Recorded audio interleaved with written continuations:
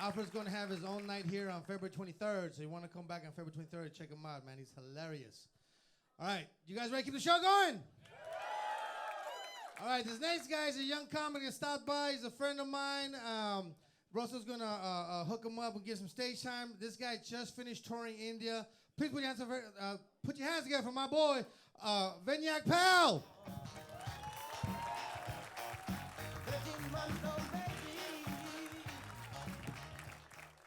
How y'all doing? You having fun? There you go, man. If you can't tell, I'm Indian, you know? When I moved to Southern California, everyone thought I was a Mexican. I didn't get it, you know? Straight up.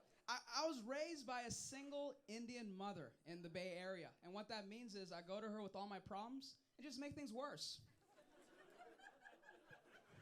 You know, I'd be like, Ma, all my friends are calling me fat. You're not fat. You just have a big appetite.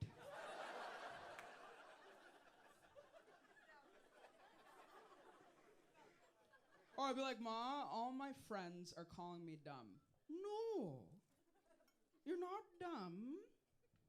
You just want to be a comedian.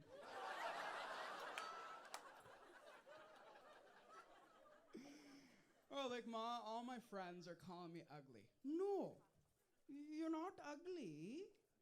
You just look like your father.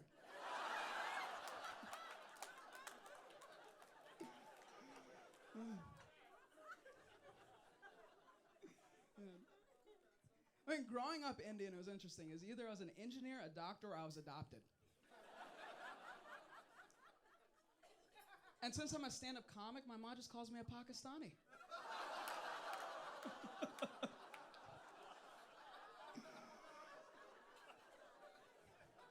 Man. And this whole doctor thing is so real. Like, my mom was like, hey, why do you want to do this comedy thing? I'm like, Ma, I get to travel and make people laugh. She's like, oh, you get to travel? Wow. Okay, give me 1 second. And she comes back with a brochure for Doctors Without Borders. I was like, oh my God. And then when I toured India, she's like, okay, this comedy thing, fine. But until you get famous, be a doctor. Like, what, Ma? And she's like, yeah, and when you get famous, don't forget about me. I want to date Harrison Ford. And growing up, I had to have good grades. If I didn't get good grades, I didn't get dinner. That was the thing. Oh, like, seriously. I came home with only 1 B on my report card. Everything else was an A. And my mom was like, you're not my son anymore.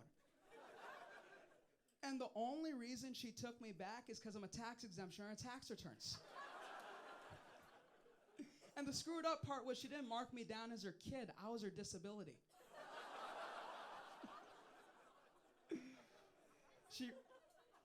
She raised me super Hindu too. And the thing with Hindus is we can't eat beef because cows are a sacred animal. And what she told me was, hey, if you eat beef, you're going to die. And I believed her. So at 5 years old, I go into the cafeteria. They're serving something called a hamburger. I'm like, okay, ham is pork. I'm good. And then I take a bite out of the thing. And my white friend's like, dude, that's beef. I'm like, oh my God, I'm going to die. I am crying. Literally, I go to the principal and I'm like, I am going to die. He's like, why? I ate beef, man. And then he calls my mother up and she's like, what is going on? I'm like, Ma, I ate beef. Why am I not dead yet? And she's like, oh, I was just kidding. That was my first Santa Claus is not real moment. Now, it's interesting being a Hindu in the US because nobody knows about my religion, so I make shit up and people believe it. It is so much fun. Oh my God. But when I have to explain Hinduism to people, I was like, you know, we created yoga. So for all the men in the room, we created yoga pants. Thank you so much. Lululemon, that's me. Man. Now, I was in Boston for a whole year on the East Coast. I was doing my freshman year over there. And in Boston, my best friend was a Pakistani Muslim named Danny. Now, you guys know your history. He should have just killed me a long time ago. Yeah, and people in Boston did not know our cultural history, so we would just screw with them. Danny introduced me to his friend Joe, and Joe was like, oh my God, you know Danny? He's such a great guy. I'm like, Danny's a great guy? You know he killed half my people. And then Danny looks at me and says, I should have killed the other half. I got him back for that. He's a Muslim. He has to pray in Mecca 5 times a day. So I was like, Danny, what direction do you pray towards? He points towards the north. Mecca is in the southeast. And when I explained that, he takes out his Mecca locator app on his phone.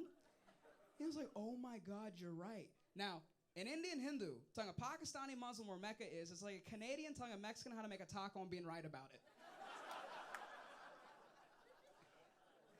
And then I took it one step further. I was like, Danny, this is probably why you can't get with women. You can't find their holy Mecca.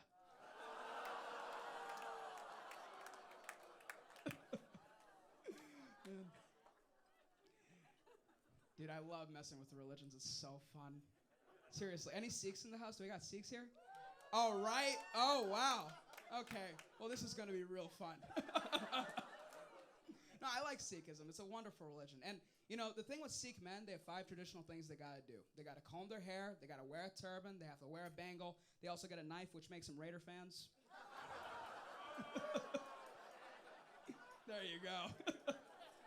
But I think the coolest thing about Sikh men is that they have holy underwear, which I think is fascinating. It is. Because, like, that's the best way to get kids potty trained, you know? It is. Like, imagine a Sikh mom coming out to you and being like, hey, don't crap in your pants or God is going to get you. If I was a Sikh kid, I'd go to my mom and be like, look, Mom, I made a holy shit.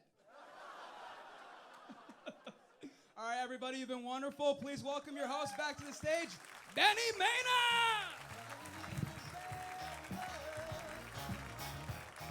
Vinayak pal, everybody.